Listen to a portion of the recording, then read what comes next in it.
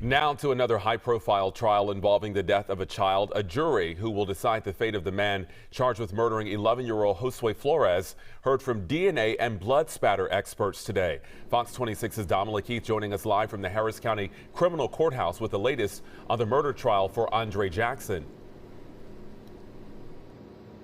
Yeah, the blood analysis witness for the prosecution testified to how the accused may have killed 11-year-old Josue Flores without getting blood on him. For instance, all of the witnesses say the 11-year-old was attacked from behind, and they say the killer grabbed the 11-year-old with his left hand and put him in the headlock, and they say with his right hand he reached around the child and stabbed him several times in the front. According to prosecutors, all of the wounds were in front of the 11-year-old, and they say he bent over slightly, putting his arms up in front of him, trying to shield that brutal knife attack.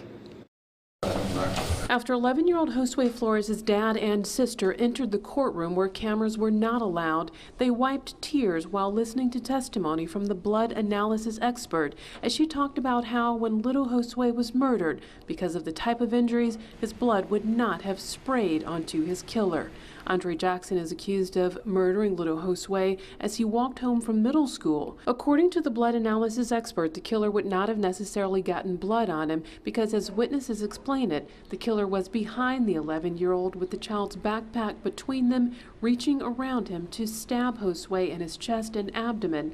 And the expert says even blood on the killer's hand would have dried in seconds without transferring to the killer's clothing. An HPD investigator also finished testifying as prosecutors played a portion of the video of Jackson's police interrogation where Jackson asks several times about what evidence police have against him, and he says, "If you have a video of me stabbing this kid, all I can do is confirm that it's me. Do you have video of me killing him?" The DNA expert meantime testified Jackson's and two other people's DNA were found on the cuff of Jackson's dark green jacket in 2016. One profile came back inconclusive for Josue's DNA, but prosecutors say more advanced testing later showed the jacket tested positive for the 11-year-old's DNA. Attorneys observing who are not working this case say that will be difficult for the defense to explain. When you have a solid DNA match, then that part of the case makes it simple. If the DNA is there, then the DNA is there.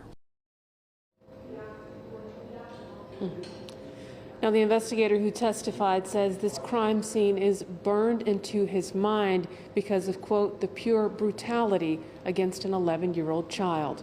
Prosecutors are expected to wrap up their case on Monday when the trial resumes. Reporting live at the Harris County Criminal Courthouse, I'm Dominic Keith, Fox 26 News.